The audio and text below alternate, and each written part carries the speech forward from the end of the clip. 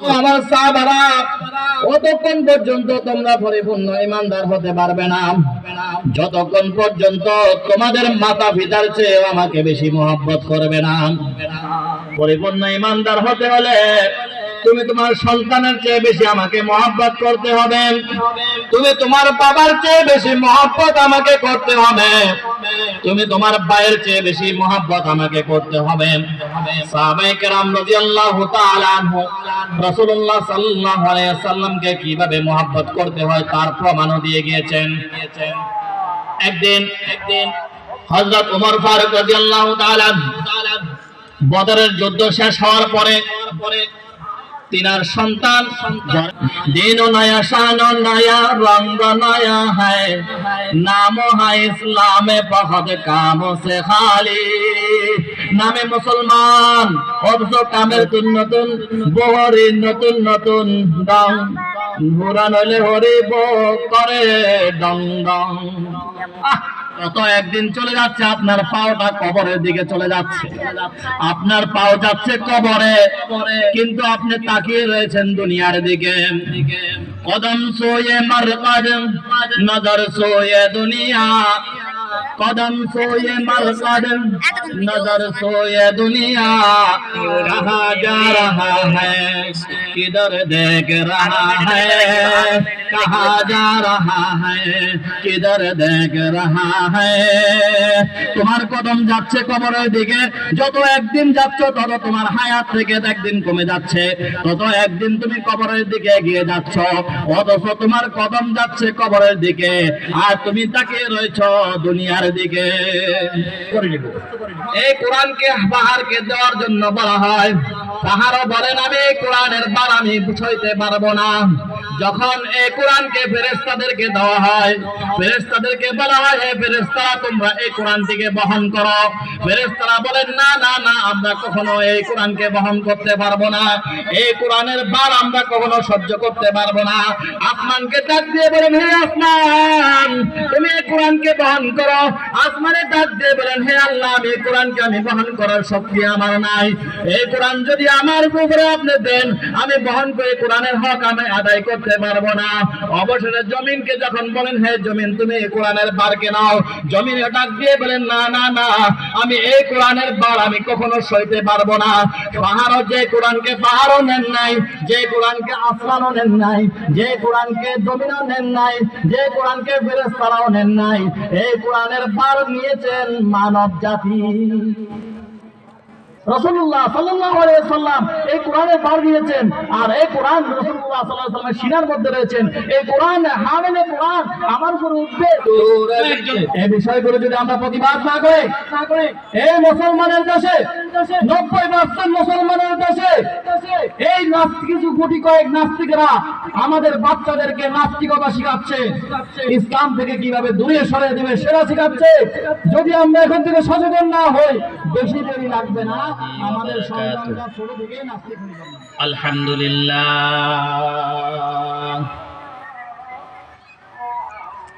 আলহামদুলিল্লাহ ওয়াহদা والصلاة والسلام على من لا نبي بعده نحمده ونستعينه ونستغفره ونعوذ بالله من شرور أنفسنا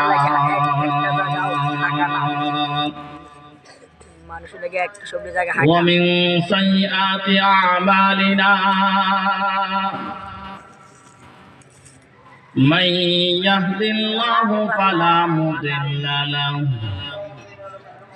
ومن يضلله فلا هادي له وأشهد أن لا إله إلا الله وحده لا شريك له وأشهد أن سيدنا وحبيبنا ومولانا محمدا عبده رسول أرسله بالحق بشيرا ونذيرا وداعيا إلى الله بإذنه وسراجا منيرا أما بعد وقال تعالى في كلامه المجيد وفرقانه الحميد أعوذ بالله من الشيطان الرجيم بسم الله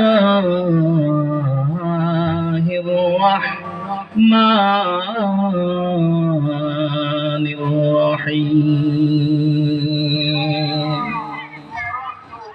سبحان الذي يسرى بعبده ليلا من المسجد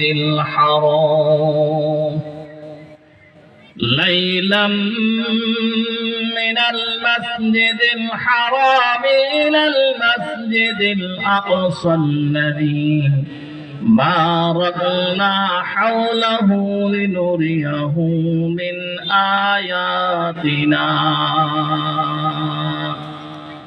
إنه هو السميع البصير. وقال عليه الصلاة والسلام عن أنس رضي الله تعالى عنه قال قال رسول الله صلى الله عليه وسلم لا يؤمن أحدكم حتى أكون أحب إليه من والده وولده والناس أجمعين. وقال تعالى ما كان محمد أبا أحد من رجالكم ولكن رسول الله وخاتم النبيين وكان الله بكل شيء عليما. إن الله وملائكته يصلون على النبي يا أيها الذين آمنوا صلوا عليه وسلموا تسليما. بلغ العلا بكماله كشف الدجى بجماله حسنته جميع خصالي صلوا عليه وعليه. بتا हमको तेरी राह किस तरफ है, तेरी राह पर चला हमको खुदाया. बना बिकमालिही कशफ الدجى بجماله حسنت جميع خصالي صلوا عليه وعليه. أستغفر الله ربي من كل ذنب وأتوب إليه. لا حول ولا قوة إلا بالله العلي العظيم. اللهم صل على محمد وعلى آل محمد كما صليت على إبراهيم وعلى آل إبراهيم إنك حميد مجيد. اللهم بارك على محمد وعلى آل محمد কামা বারাকতা আলা ইব্রাহিম ওয়া আলা আলি ইব্রাহিম ইন্নাকা হামিদুম মাজিদ। আলহামদুলিল্লাহ, মহান রব্বুল আলামিনের দরবারে লক্ষ কোটি শুকরিয়া যে মহান রব্বুল আলামিন আমাকে এবং আপনাদের সকলকে বছরে একদিন দুনিয়াবী সকল কাজ থেকে পৃথক হয়ে মহান রব্বুল আলামিনের কোরআন এবং হাদিসের কিছু গুরুত্বপূর্ণ কথা শোনার উদ্দেশ্যে নোয়াপাড়া যুব সমাজের উদ্যোগে ও কবরবাসীর স্মরণে বাৎসরিক ওয়াজ ও দুয়ার মাহফিলে আসার এবং বসার আল্লাহ তাআলা তৌফিক দিয়েছেন। এই জন্য আমরা সকলে অন্তরস্থল থেকে মহান রব্বুল আলামিনের দরবারে শুকরিয়া আদায় করি বলে আলহামদুলিল্লাহ। আমি আপনাদের সামনে আল্লাহ রাসূল সাল্লাল্লাহু আলাইহি ওয়াসাল্লামের অসংখ্য হাদিস থেকে একটি হাদিসের টুকরা আমি তেলাওয়াত করেছি। কালামুল্লাহ শরীফ থেকে একটি আয়াতে কারিমা তেলাওয়াত করেছি। যদি আল্লাহ পাক রব্বুল আলামিন তৌফিক দান করেন ইনশাআল্লাহ এই হাদিসটি এবং আয়াতটিকে সামনে রেখে কিছু কথা বলার জন্য চেষ্টা করব ইনশাআল্লাহ। আমি যে হাদিসটি আপনাদের সামনে পড়েছিলাম عن أنس رضي الله تعالى عنه قال قال رسول الله صلى الله عليه وسلم لا يؤمن أحدكم حتى أكون أحب إليه من والده وولده والناس أجمعين। আল্লাহ রাসূল সাল্লাল্লাহু আলাইহি ওয়াসাল্লাম সাহাবায়ে কেরামকে ডাক দিয়ে বলেন, ও আমার সাহাবারা, ও আমার ঈমানদারেরা, সকলে শুনে রাখো, ততক্ষণ পর্যন্ত তোমরা পরিপূর্ণ ঈমানদার হতে পারবে না যতক্ষণ পর্যন্ত লা ইউমিনু আহাদুকুম হাত্তা আকুনা আহাব্বা ইলাইহি মিন ওয়ালিদিহি ওয়া ওয়ালাদিহি ওয়ান নাসি আজমাইন।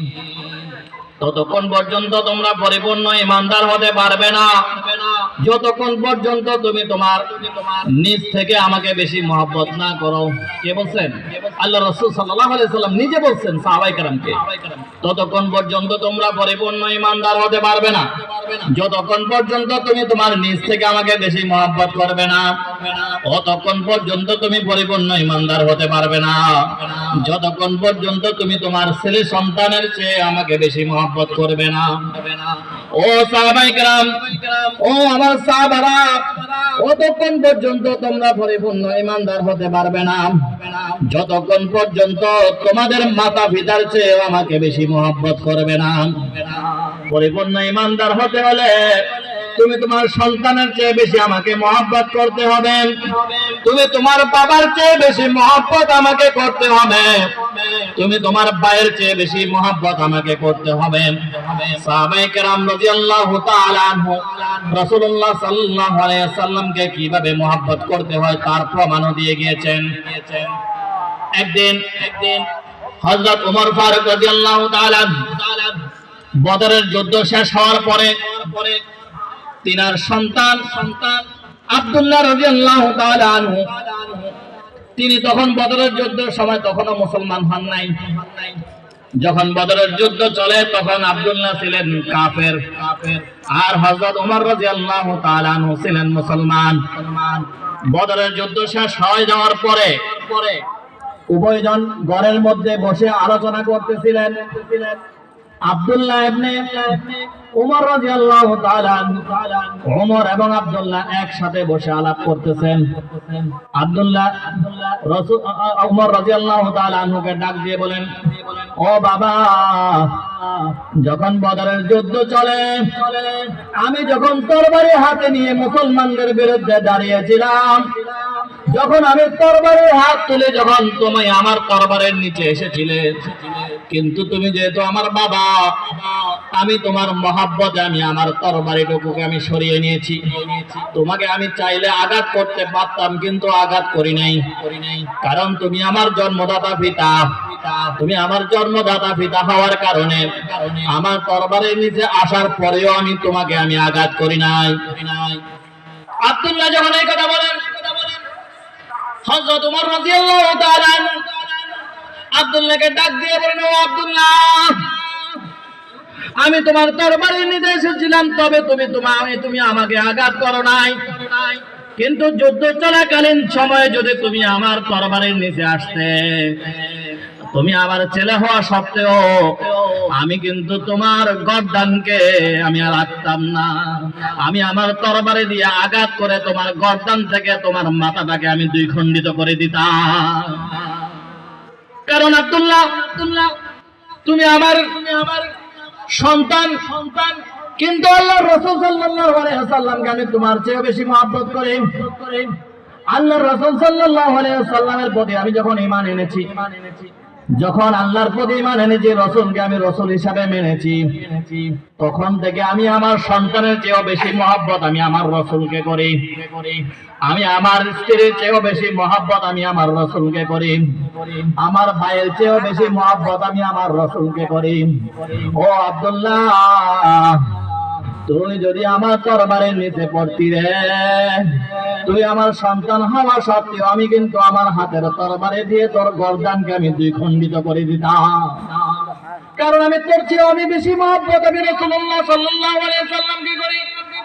সাহাবায়ে কেরাম নিজের সন্তানের চেয়ে বেশি মহব্বত কিভাবে আল্লাহর রাসূলকে করতে হয় সেটা শিখিয়ে দিয়ে গেছেন।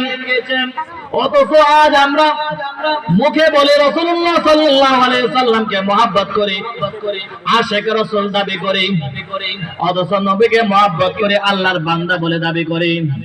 এলাকার মধ্যে এত বড় গুরুত্বপূর্ণ একটি মাহফিল চলতেছেন, কোরআন এবং হাদিসের আলোচনা চলতেছেন, আর আমরা দোকানপাটের মধ্যে বসে বসে আড্ডা দিচ্ছি আর সমালোচনায় লিপ্ত রয়েছি। নিজেকে রাসূলের আশিক দাবি করেন, ভালো কথা। তবে সাহাবায়ে কেরামের দিকে একটি নজর দেখেন, সাহাবায়ে কেরাম কিভাবে আল্লাহর রাসূলকে মহব্বত করেছিলেন।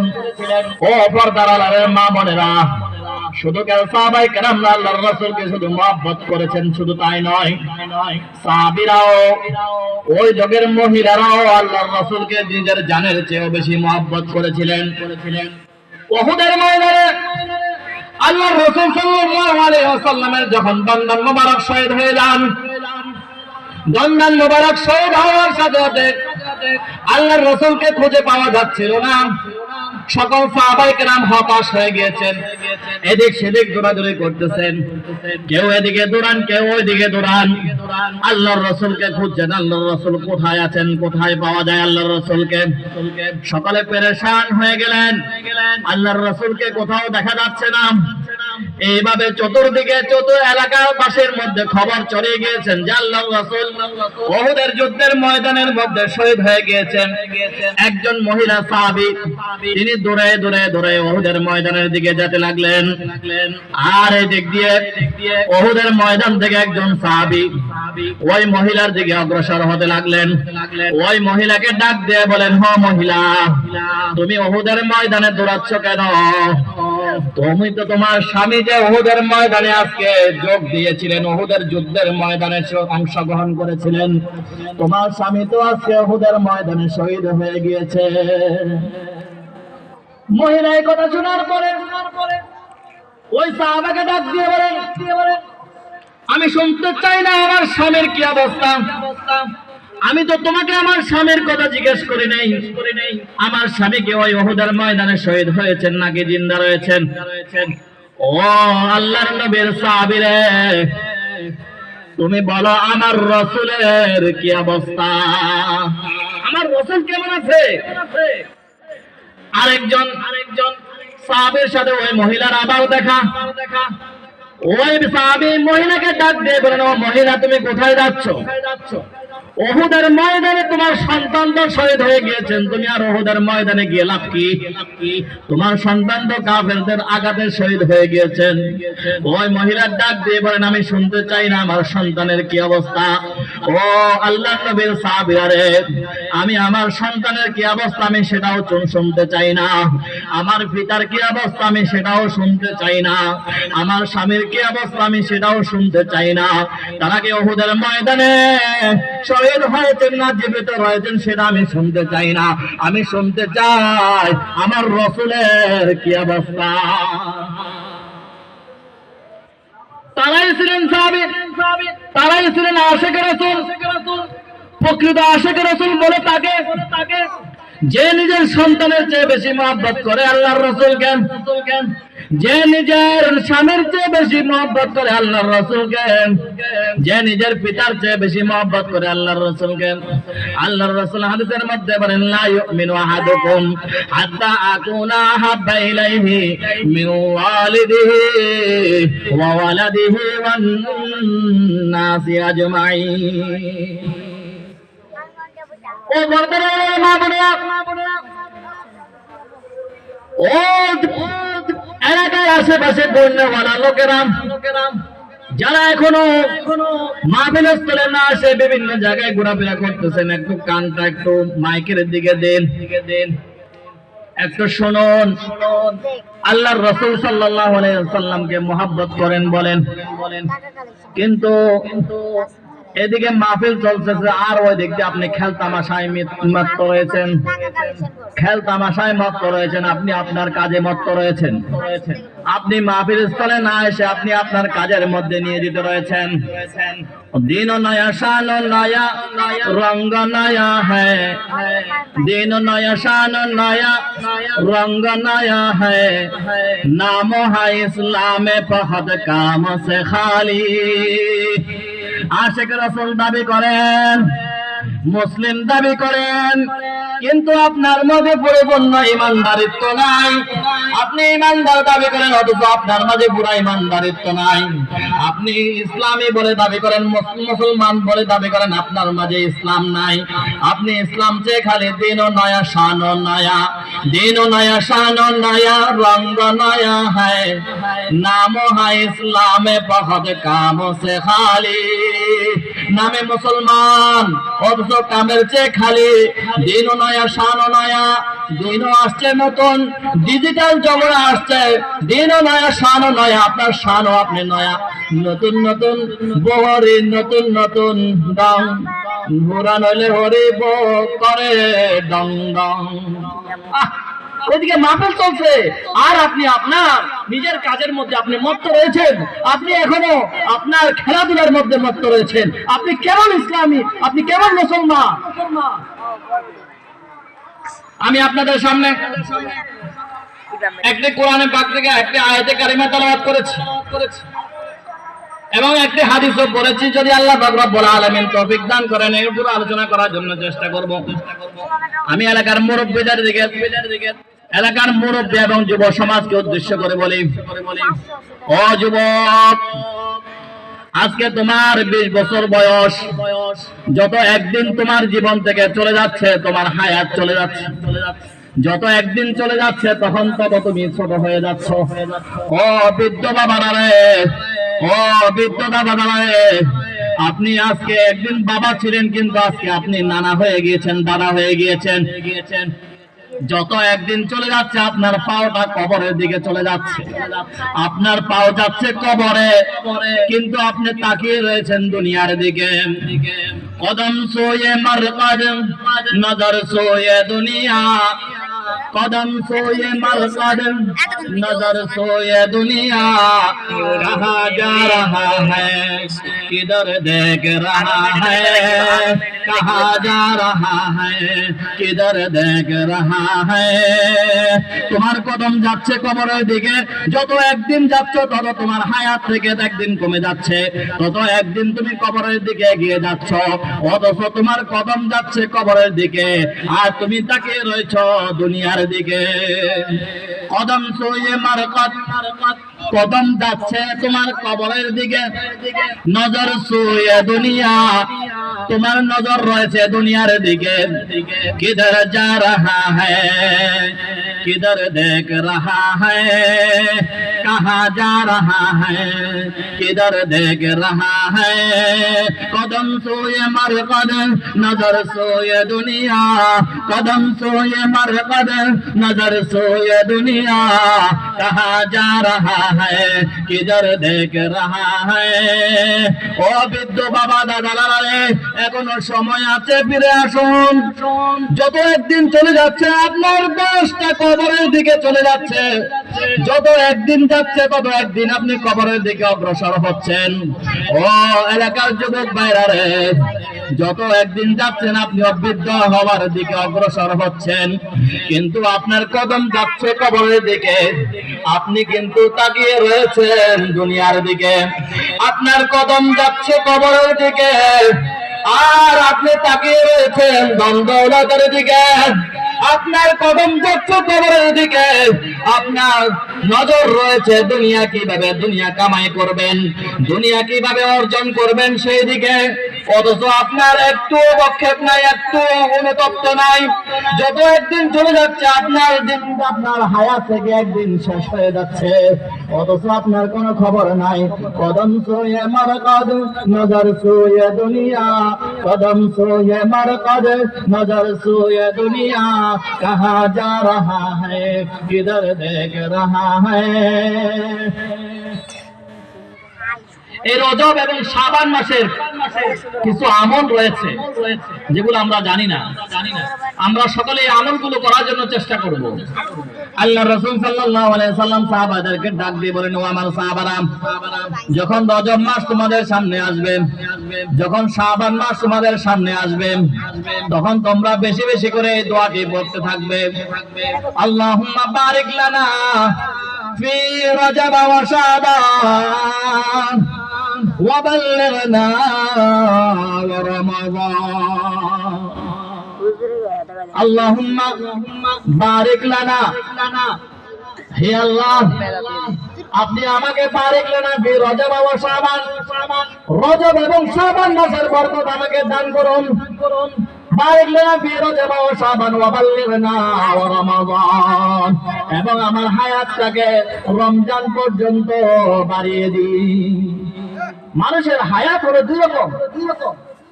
প্রত্যেক মানুষের হায়াত নির্দিষ্ট থাকে। কিছু মানুষের হায়াত আল্লাহ তাআলা বলে দেন যে তিনি এত বছর বাঁচবেন, এতদিন পর্যন্ত। তবে এই হায়াতটা কারো থাকে নির্দিষ্ট, আবার কারো থাকে ঝুলন্ত। যাদের হায়াত ঝুলন্ত, আল্লাহ রাসূল সাল্লাল্লাহু আলাইহি সাল্লাম বলেছেন যে তাদের হায়াত আল্লাহ পাক রব্বুল আলামিন কয়েকটি কারণে বাড়িয়ে দেন। এর মধ্যে এক নম্বর কারণ হলো ওলি আল্লাহদের দোয়ার বদৌলতে। দুই নম্বর হলো বেশি বেশি আল্লাহ তাআলার দরবারে দোয়ার মাধ্যমে। আপনি যত বেশি আল্লাহ তাআলার দরবারে দোয়া করবেন, আল্লাহ তাআলা আপনার হায়াতকে আরো বাড়িয়ে দিবেন। আপনার দোয়া যখন কবুল হবে, আল্লাহ তাআলা আপনার হায়াতকে আরো বাড়িয়ে দিবে। যাদের হায়াত, এই জন্য আমরা তো জানি না কার হায়াত নির্দিষ্ট এবং কার হায়াত ঝুলন্ত, আমরা জানি না। এই জন্য আমরা বেশি বেশি এই দোয়াখানা পড়ব। আল্লাহুম্মা বারিক লানা ফি রজব ওয়া শাবান ওয়া বাল্লিগনা রমাদান। আপনি যখন রজব মাসে দোয়া করবেন, আপনার হায়াত যদি রমজানের আগ পর্যন্ত না থাকেন, এই দোয়াটি পড়ার কারণে আল্লাহ রাসূল সাল্লাল্লাহু আলাইহি সাল্লাম বলেন, বান্দা যখন এই উম্মতে যখন বেশি বেশি এই দোয়াটি পড়তে থাকবে, যদি তার দোয়া যদি আল্লাহ তাআলার দরবারে কবুল হয়ে যায়, ওই ব্যক্তির হায়াত রমজান পর্যন্ত আল্লাহ তাআলা বাড়িয়ে দিবেন। আর যদি শাবান মাসে বড় হয়, যেহেতু শাবান মাসের মধ্যে পরে বলতেছেন বারিক লানা ফি রজব ওয়া শাবান, শাবান মাসের মধ্যে আপনি দোয়াটি করতেছেন রজব ওয়া শাবান, হে আল্লাহ আমাকে রজব মাস এবং শাবান মাস পর্যন্ত আমাকে হায়াতে তাইয়্যিবা বাড়িয়ে দেন। যদি আল্লাহ তাআলা আপনার এই দোয়াকে যদি কবুল করে নেন, আগামী রজব মাস পর্যন্ত আল্লাহ তাআলা আপনার হায়াতে তাইয়্যিবাকে বাড়িয়ে দিবেন। এই জন্য কার হায়াত কতটুকু আমরা তো কেউ জানি না। এই জন্য আমরা বেশি বেশি এই দোয়াটি পড়ব, আল্লাহুম্মা বারিক লানা ফি রজব ওয়া শাবান ওয়া বাল্লিগনা ওয়া রমাজান। এই দোয়াটি আমরা যাদের মুখস্থ নাই মুখস্থ করে নেব। যদি এখন কোন লাভজনক কোনো কিছু কথা বলা হয়, যদি বলা হয় যে আগামী কালকে মেয়র সাহেব 3টা বাজে কান্দির বাদ থেকে বাইরে হবে, পথের মধ্যে যাকে পাবেন তাকে 2000-3000 টাকা করে বকশিশ দেওয়া হবে। 3টা বাজে গরিব টাইম, কিন্তু ঠিক বলেছেন, একজন ব্যক্তিও এই আগামী কালকে এই কামটা ভুলবে না কেউ। সকালে স্মরণ থাকবে মেয়র সাহেব না 3টা বাজে বাইরে হবেন, কারণ 3টা বাজে যদি আমি একে বাইরে হই তাহলে তো মেয়র সাহেবকে পাবো না, 2000-3000 টাকা থেকে আমি মারুম হয়ে যাবো। এই জন্য সকালে কি হয়ে যাবে 3টা, এই জিনিসটা কেউ বলবে না। কিন্তু হুজুরে যে দিক দিয়ে বলতেছেন আল্লাহুম্মা বারিক লানা ফি রজব ওয়া শাবান ওয়া বাল্লিগনা ওয়া রমাদান। আল্লাহ রাসূল সাল্লাল্লাহু আলাইহি ওয়াসাল্লাম বলতেছেন তুমি যত বেশি দোয়াটি পড়বে আল্লাহ তাআলা তোমার হায়াতে তয়্যিবাকে তত বেশি বাড়িয়ে দিবেন। এই জন্য আমরা বেশি বেশি দোয়াটি পড়ব। সবে মেরাজের রজনীতে আল্লাহ তাআলা আল্লাহর রাসূলকে মহব্বত করে উর্দু গগনের মধ্যে নিয়ে গিয়েছিলেন। এই দিনটি ছিল আল্লাহর রাসূলের জন্য অত্যন্ত গুরুত্বপূর্ণ একটি দিন, এবং এই দিনের মধ্যে আল্লাহর রাসূলকে 7 আসমান পার করিয়ে সিদরাতুল মুনতাহা পর্যন্ত আল্লাহর রাসূল সাল্লাল্লাহু আলাইহি সাল্লামকে আল্লাহ তাআলা নিয়ে গিয়েছিলেন। একদিন আল্লাহর রাসূল সাল্লাল্লাহু আলাইহি ওয়াসাল্লামকে হত্যা করার জন্য মক্কার কাফেররা সকলে মিলে একত্রিত হলো। নিশিরাত বড় বড় নেতারা পরামর্শের মধ্যে বসলো যে আল্লাহর রাসূলকে কিভাবে চিরতরে নিঃশ্বাস করে দেওয়া যায়, দুঃশ্বাস করে দেওয়া যায়, এই পৃথিবী থেকে চিরতরে ফাটিয়ে দেওয়া যায়, হত্যা করা যায়, সেইভাবে নিয়ে পরিকল্পনায় বসছেন। পরিকল্পনায় বসার পরে বড় বড় নেতারা, তারা ছাড়া আর কেউ জানে না, শুধুমাত্র তাদের মধ্যে সীমাবদ্ধ রয়েছে। ওই দেখবি আল্লাহ তাআলা জিবরাইলকে পাঠিয়ে আল্লাহর রাসূলের কাছে বলতেছেন। জিবরাইল এসে রাসূলুল্লাহ সাল্লাল্লাহু আলাইহি ওয়াসাল্লামকে ডাক দিয়ে বলেন, ইয়া রাসূলুল্লাহ, ইয়া হাবিবাল্লাহ, মক্কার কাফেররা আপনাকে হত্যা করার জন্য পরামর্শ বসছে। আগামী কাল রাত্রে আপনাকে হত্যা করা হবে। আল্লাহ তাআলার আদেশ, আপনি আগামী কাল রাত্র অর্থাৎ 26শে মেরাজের রজব মাসের 26 তারিখ রাত্র আপনি আপনার ঘরের মধ্যে আপনি ঘুমাবেন না, আপনার বিছনা পরিবর্তন করুন, আপনার বিছনা পরিবর্তন করে অন্য এক ঘরে শোন। আল্লাহর রাসূল জানেন জিবরাইল কখনো নিজ থেকে কোনো কথা বলেন না যতক্ষণ পর্যন্ত আল্লাহ তাআলা না পাঠান। যেহেতু জিবরাইল এই কথা বলেছেন, আল্লাহর রাসূল সাল্লাল্লাহু আলাইহি ওয়াসাল্লাম রজব মাসের 26 তারিখ রাতে অর্থাৎ 27 তারিখ রাতে কোন কোন রাওয়ায়াতের মধ্যে আরো বিভিন্ন রাওয়ায়াত রয়েছেন। প্রসিদ্ধ রাওয়ায়াত হলো 26 তারিখ দিন গিয়ে রাতে অর্থাৎ 27 তারিখের আগের দিন রাতে আল্লাহ রাসূল সাল্লাল্লাহু আলাইহি ওয়াসাল্লাম উম্মে হানির ঘরে গিয়েছিলেন। উম্মে হানি রাসূলুল্লাহ সাল্লাল্লাহু আলাইহি ওয়াসাল্লামের চাচাতো বোন উম্মে হানির ঘরে শোয়ার কারণ হলো যেহেতু আল্লাহর রাসূলকে উর্দু গগনে নিয়ে যাবেন আর সিদরাতুল মুনতাহা যেহেতু নিয়ে যাবেন, সিদরাতুল মুনতাহা হলো কাবা শরীফের ঘরের বরাবর। এই কাবা শরীফে আগে যেতে হবে, তারপরে সিদরাতুল মুনতাহায় নিয়ে যাবে। এই জন্য আল্লাহ তাআলা আল্লাহর রাসূলকে বলেছেন যে এমন একটি ঘরের মধ্যে গিয়ে রাত্রি যাপন করুন যে ঘর থেকে কাবা শরীফে যেতে যেন সহজ হয়ে যায়। আর কাবা শরীফ থেকে সবচেয়ে কাছের ঘর ছিল উম্মে হানির ঘর, রাসূলুল্লাহ সাল্লাল্লাহু আলাইহি ওয়াসাল্লামের চাচাতো বোনের ঘর। ওই ঘরে উম্মে হানির ঘরে রাত্রি যাপন করতেছেন। যখন রাত্র 12টা বাজে দরজার মধ্যে টক টক করে আওয়াজ, টক টক করে আওয়াজ হওয়ার পরে ডাক দেন। আল্লাহ রাসূল বলেন, কে? হঠাৎ করে এত রাত্রে কোনো পারমিশন ছাড়া দরজার মধ্যে আওয়াজ। জিবরাইল ডাক দিয়ে বলেন, ইয়া রাসূলুল্লাহ, ইয়া হাবিবাল্লাহ, আমি জিবরাইল, আনা জিবরাইল, আমি জিবরাইল, আমি আপনাকে নিয়ে যেতে এসেছি, আপনি আসুন, বাহিরে আসুন। রাসূলুল্লাহ সাল্লাল্লাহু আলাইহি ওয়াসাল্লাম দরজা খুলে বাইরে আসলেন। কোন কোন রাওয়ায়াতের মধ্যে আছেন জিবরাইলও সাথে ছিলেন এবং পাশে মিকাইলও সাথে ছিলেন। কোন কোন রাওয়ায়াতের মধ্যে আছেন না, জিবরাইল একা ছিলেন।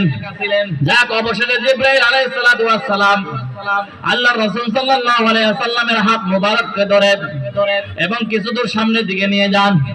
নিয়ে যাওয়ার পরে দেখতেছেন একটি বোরাক নামক একটি সোয়ার। বোরাক নামক সোয়ারটি হলো সাদা, তার গায়ের রং হলো সাদা, গঠন হলো ঘোড়ার চেয়ে কিছু ছোট, গাধার চেয়ে কিছু বড়। ঘোড়ার চেয়ে কিছু ছোট, গাধার চেয়ে কিছু বড়। গায়ের অংশগুলো ছেলে গলা থেকে নিয়ে নিচের অংশটা হলো ঘোড়ার মতন, আর চেহারাটা হলো মানব জাতির মানুষের মতন। আল্লাহর রাসূল সাল্লাল্লাহু আলাইহি ওয়াসাল্লাম যখন এই বোরাকের মধ্যে সওয়ার হওয়ার জন্য যখন সামনে অগ্রসর হলেন, জিবরাইল আলাইহিস সালাতু ওয়াস সালাম যখন ইশারা দিলেন, ইয়া রাসূলুল্লাহ, ইয়া হাবিবাল্লাহ, বোরাকের উপর সওয়ার হন। আল্লাহর রাসূল সাল্লাল্লাহু আলাইহি ওয়াসাল্লাম বোরাকের উপর সওয়ার হবে এমন মুহূর্তে বোরাকে গড়িমিশি করতে শুরু করলেন, নড়াচড়া করতে শুরু করলেন, কাঁপা শুরু করলেন। এখন কাঁপা শুরু করার কারণে জিবরাইল ডাক দিয়ে বলেন, হে বোরাক, তুমি কি জানো কে তোমার পিঠের উপরে উঠবে? সে আর কেউ নয়, তিনি হলেন রাহমাতাল লিল আলামিন, তিনি হলেন দোজানের সরদার, তিনি হলেন আকায়ে নামদার, হায়াতুন নবী, দয়াল নবী, মায়াল নবী, আখিরি নবী হযরত মুহাম্মদ মুস্তাফা সাল্লাল্লাহু আলাইহি ওয়াসাল্লাম। এই কথা বলার পরে বোরাক এবার স্বাভাবিক হয়ে গেলেন। এখন প্রশ্ন আসে, আল্লাহ রাসূল সাল্লাল্লাহু আলাইহি ওয়াসাল্লাম বোরাকের উপর উঠতে চাইলেন, অথচ বোরাকে গড়িমিশি করতে লাগলেন। কারণ কি? এই হাদিসের তাফসীরের মধ্যে মুফাসসিরিনে কেরামরা লেখেন, বোরাকে মূলত আল্লাহর রাসূলের সাথে বেয়াদবির উদ্দেশ্য লড়াচড়া করেন নাই। বোরাককে লড়াচড়া করেছিলেন, তার কারণ হলো বোরাকে চিন্তা করতেছেন, ওরে আল্লাহ, এটা কেমন এমন একজন নবীকে আমি সওয়ার হব, এমন একজন নবী আমার পেটের উপর আসবেন, তিনি হলেন হামেলে কোরআন, তার সিনার ভিতরে রয়েছেন 30 পারা কোরআন। এই কোরআন তার শরীরের মধ্যে, এই কোরআনকে নিয়ে সে আমার শরীরের মধ্যে উঠবে। আমি কি তাকে বহন করতে পারবো কি পারবো না? কারণ বোরাকে মনে মনে ভাবতেছেন, যখন এই কোরআনকে পাহাড়কে দেওয়ার জন্য বলা হয়, পাহাড়ও বলেন আমি এই কোরআনের বার আমি বুঝাইতে পারবো না।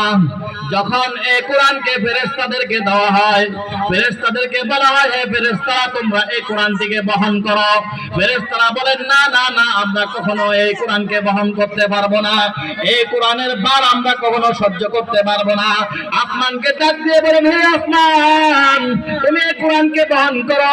আসমানে ডাক দিয়ে বলেন, হে আল্লাহ, আমি এই কোরআনকে আমি বহন করার শক্তি আমার নাই। এই কোরআন যদি আমার উপরে আপনি দেন, আমি বহন করে কোরআনের হক আমি আদায় করতে পারবো না। অবশেষে জমিনকে যখন বলেন, হে জমিন, তুমি এই কোরআনের বারকে নাও। জমিনে ডাক দিয়ে বলেন, না না না, আমি এই কোরআনের বার আমি কখনো সইতে পারবো না।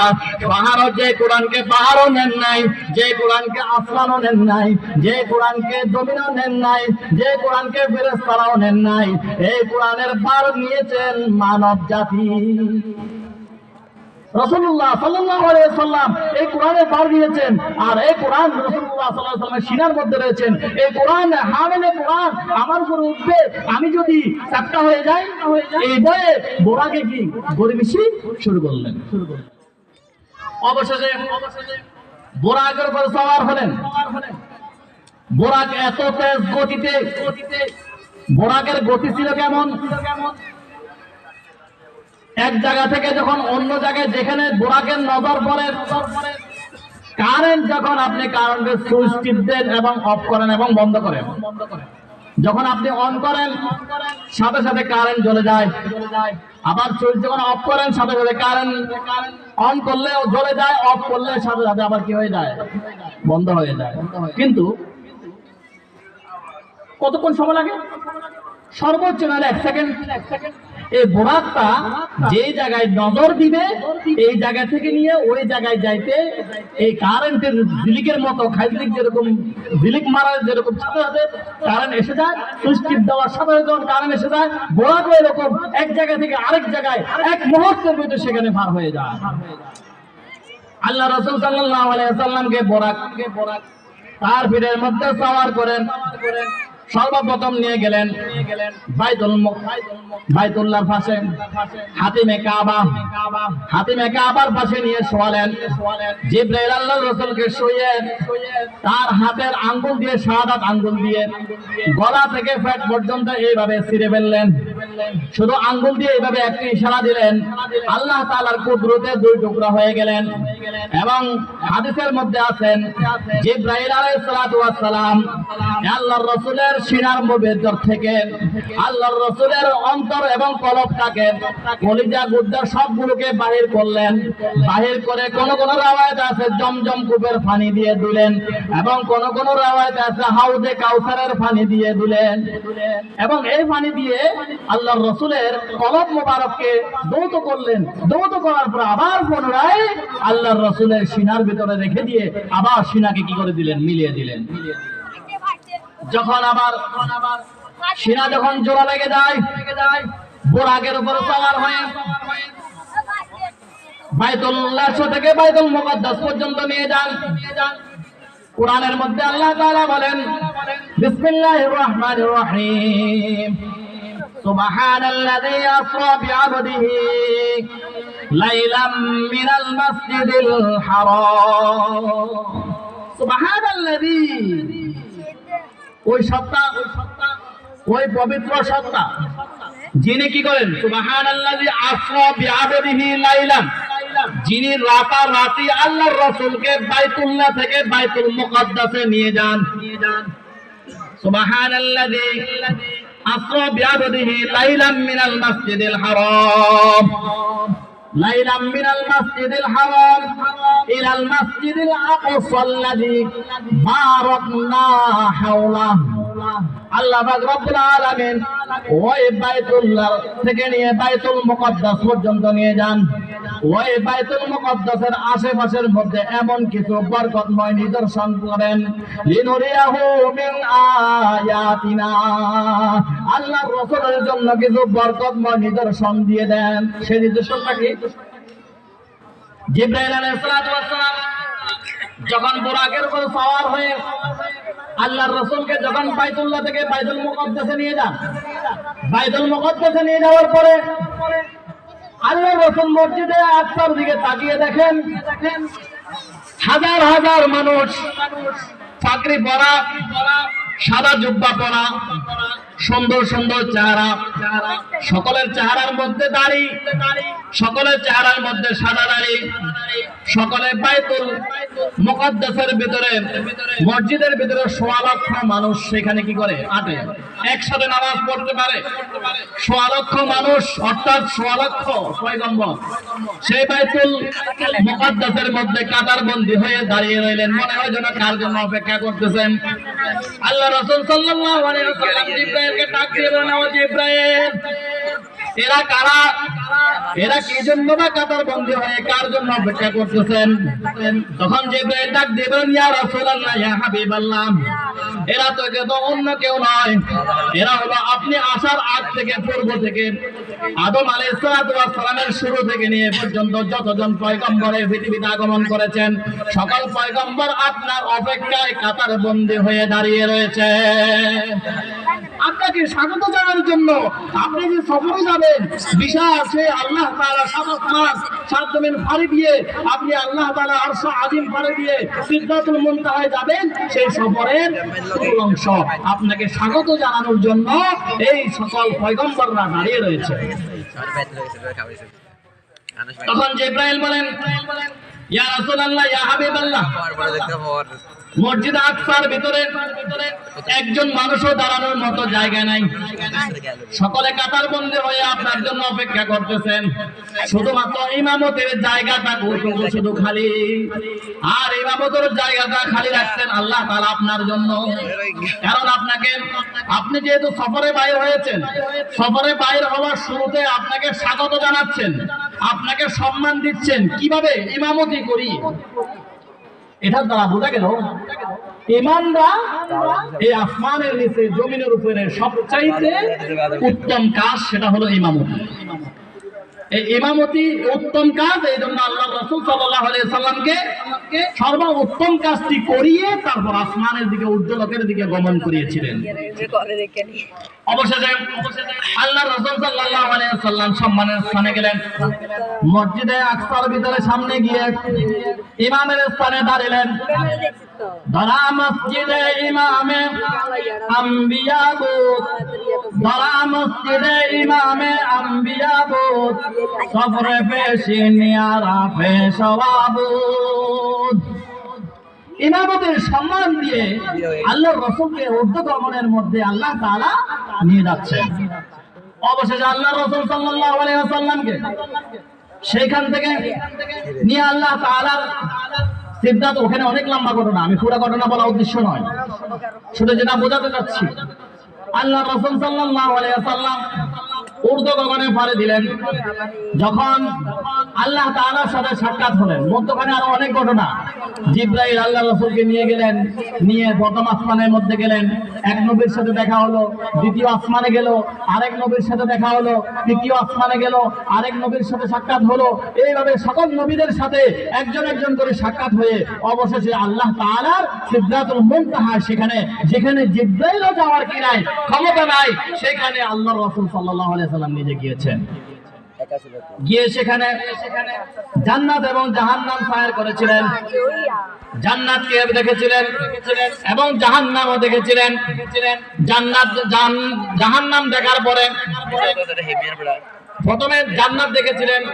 জান্নাত দেখার পর আল্লাহ তাআলার দরবারে এসে বলেন, ও মাবুদ, তুমি তো জান্নাতকে এমন ভাবে সাজিয়েছো, আমার মনে হয় না আমার কোন উম্মত, একজন উম্মত জান্নাত ব্যতীত জাহান্নামে যাবে না।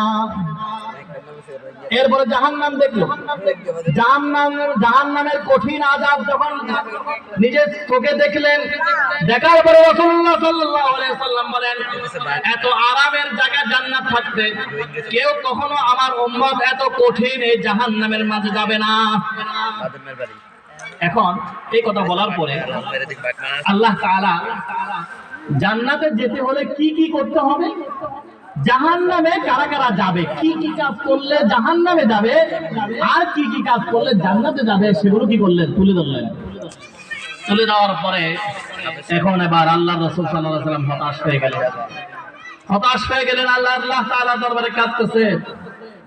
তখন আল্লাহ তাআলা ডাক দিলেন, ইয়া রাসূলুল্লাহ, ইয়া হাবিবাল্লাহ, ও আমার বন্ধুরে, আজকে আপনাকে আমি এখানে এনেছি আপনার মনকে খুশি করার জন্য।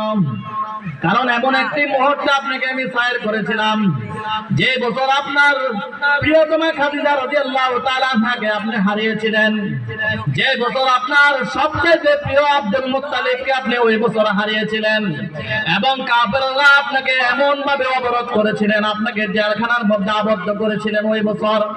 এতগুলো ঘটনা হওয়ার কারণে আপনার মন যখন পেরেশান, আপনার মন যেন পেরেশান না থাকে, এই জন্য আমি আপনাকে এত বড় সম্মানী দিয়েছি যে 7 জমিন পার করিয়ে, 7 আসমান পার করিয়ে, আরশ আজিম পার করিয়ে সিদরাতুল মুনতাহার মধ্যে আপনাকে আমি নিয়ে এসেছি।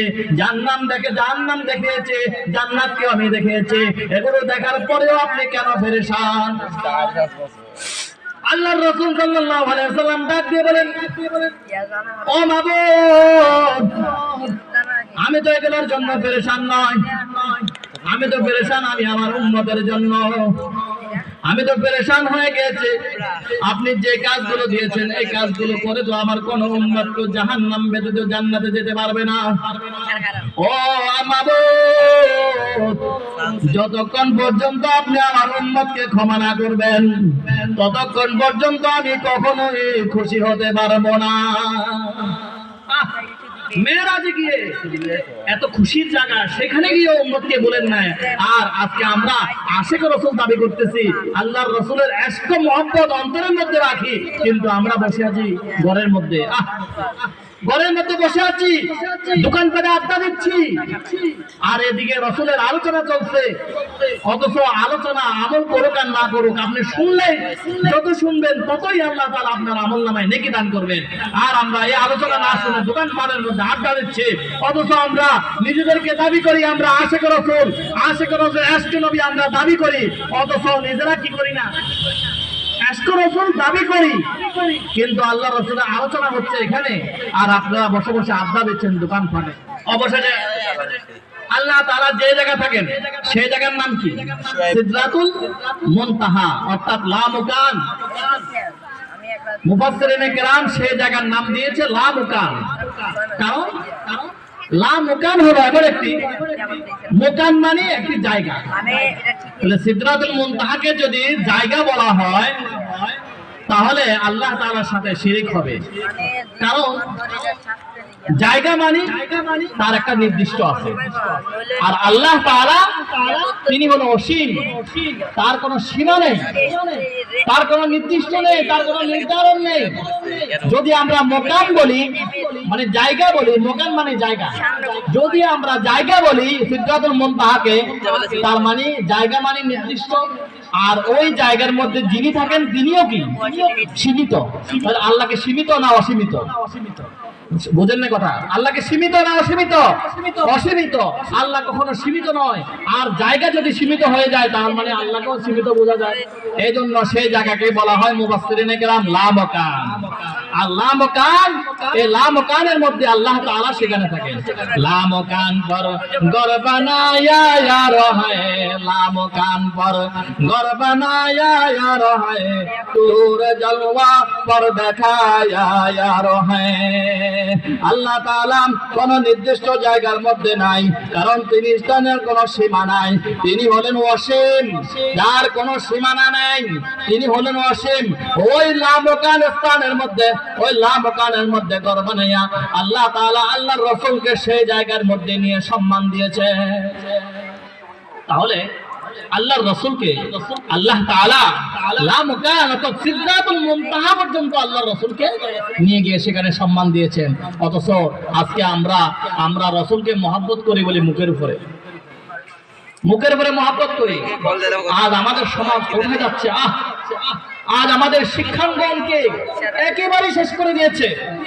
আজকে আমাদের শিক্ষাঙ্গনগুলোকে যে অবস্থা, শিক্ষাঙ্গনগুলোকে শিক্ষা সিলেবাস এমন ভাবে পরিবর্তন করেছেন, সপ্তম শ্রেণীর বইয়ের মধ্যে এমন এমন কিছু জিনিস এনেছেন যেটা আমরা মুসলমানরা দেখলে আশ্চর্য হয়ে যাব।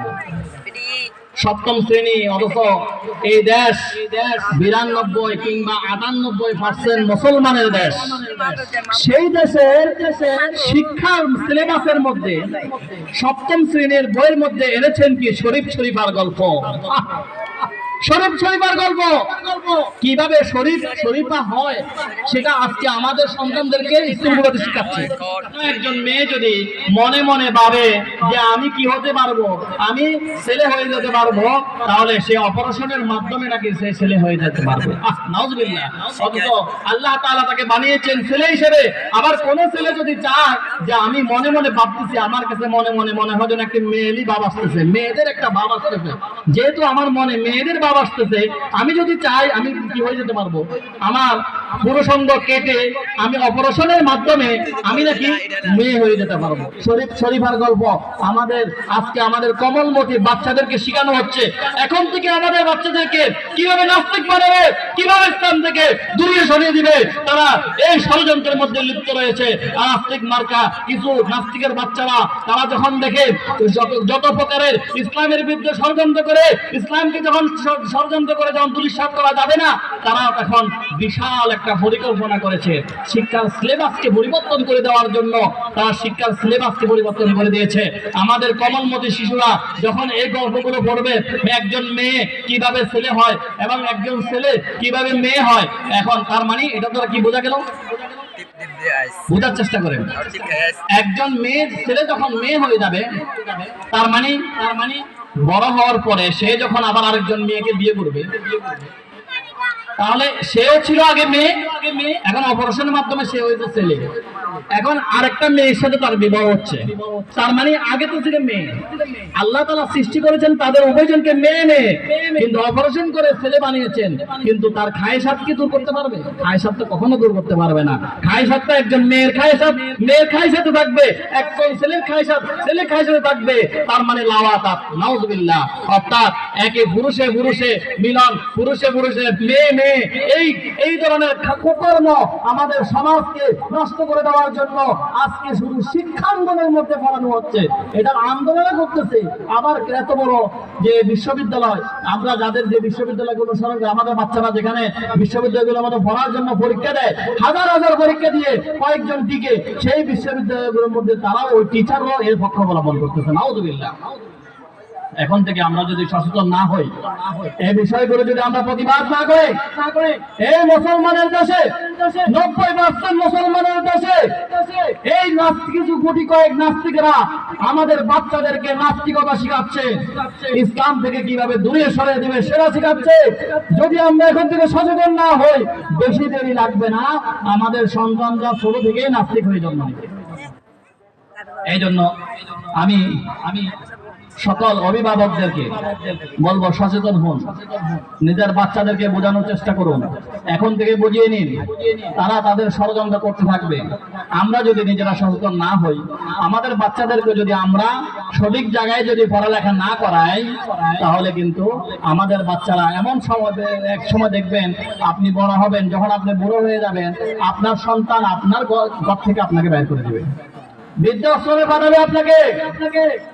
আপনি ছোট থেকে আপনার বাচ্চাকে লালন পালন করে বড় করছেন, অথচ বড় হওয়ার পরে আপনাকে বৃদ্ধাশ্রমে পাঠানো হচ্ছে। ওই বাচ্চা, ওই শিক্ষিত বাচ্চা যে শরীফ শরীফের গল্প যে শিখবে, সে আপনাকে বৃদ্ধাশ্রমে পাঠাবে না, কোথায় পাঠাবে? তাকে তো তার দোষ না, তাকে তো আমরা ছোট থেকে শিক্ষা দিচ্ছি এগুলো।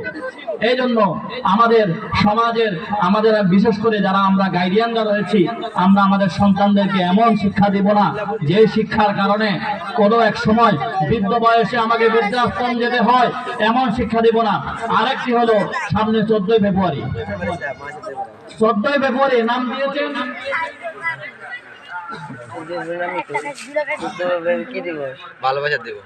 নাম দিয়েছেন ভালোবাসা দিবস, অথচ আবার ইংরেজিতে বলা হয় ভ্যালেন্টাইন্স ডে।